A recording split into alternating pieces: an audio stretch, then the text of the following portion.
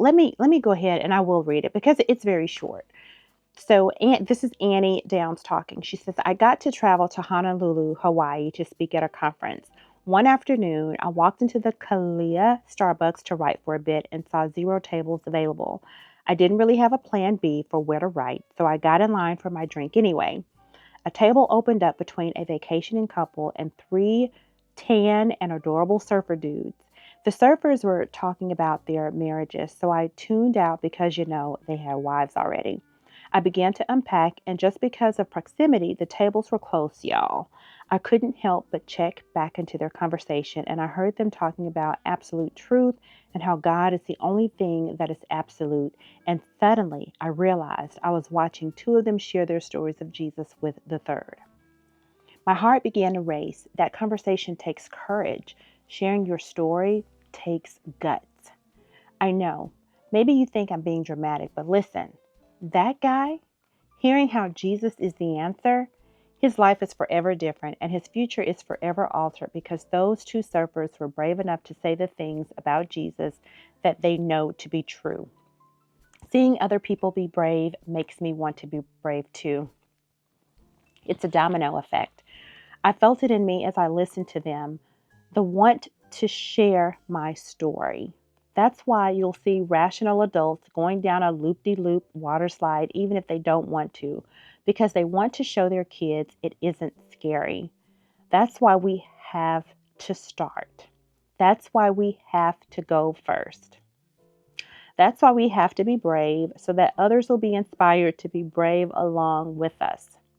We can be brave because we were always meant to be brave.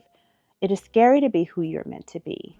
It doesn't feel easy because it's not, but we were made for this. Like today's scripture says, we have holy work.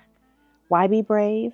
Because when we're brave enough to share the God stories in our lives, it changes the people around us. It changes us to share them. Seeing other people be brave makes me want to be brave too. She has a task. Think back on your day. Where can you see God working on your behalf or just showing up for you? Tell somebody about it.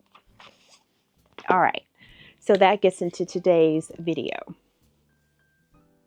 Seeing other people be brave inspires you to be brave too. It definitely inspires me.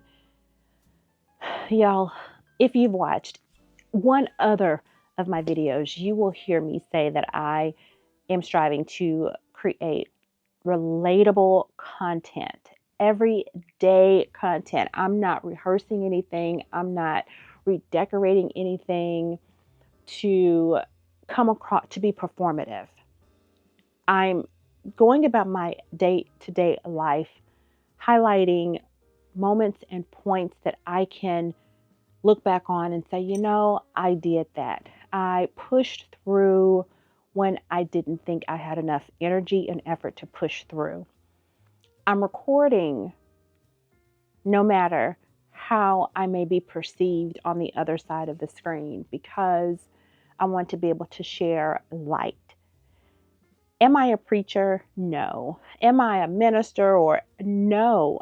I am just a leader over 40 who does love God, who does love life and is trying to make a better life than what I had as a child, making a better life for my children so that they don't have to experience some of the difficulties in life that I had to.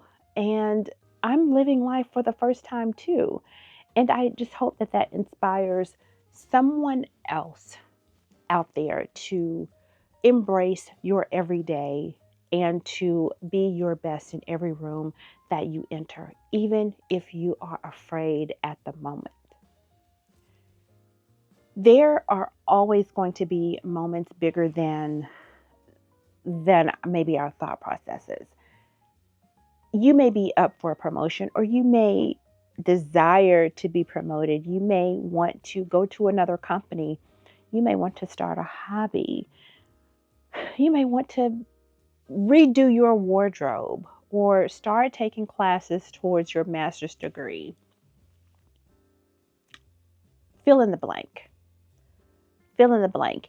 If you're watching this, there is something that you are wanting to do, but you are afraid of doing it. My best solution for the sake of time in this video is to say, find another thing that you're scared of. Usually you're not going to be scared of one thing.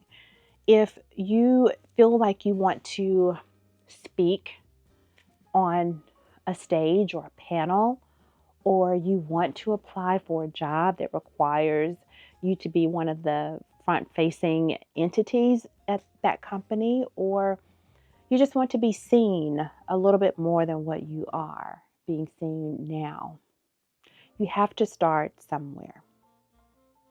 Where can you start? What can you do today to start small? Is it an email? In your words, not necessarily ChatGPT. Is it making a phone call? Is it rearranging your office and decluttering so that you can be more open-minded in the space that you work in? Is it going to the craft store to purchase the items to get your hobby started? Finally, is it looking in the mirror, trying on 3 to 5 outfits and taking a picture of yourself so that you can feel good and what it is you are wearing? Or is it redecorating your living room or rearranging your bedroom? What can you do today? Can you start journaling today? Can you start pressing record? Can you prop your phone up and take a picture of you smiling and post it on social media? Can you go ahead right now and contact a photographer, get their next availability so that you can get professional headshots done? And you may say, but I don't know what to wear. But once you schedule it, you're going to find something to wear. Starting a blog or finding out how to apply for an EIN number. What can you do today to say, I'm not going to let fear hold me back? And you can start small, but you have to start.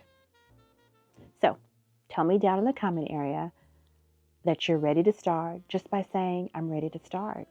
And we're going to be brave this year. We're not going to let those same obstacles keep coming up and taking us by force, to where each year we're praying for the same things to happen.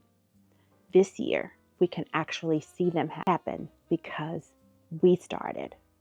God just needs us to be open and ready to give Him our all. Friend, thank you so much for watching this video. If you haven't already, go ahead and subscribe, like this video, reply, I'm ready to start in the comment area. And until the next video, have a great day.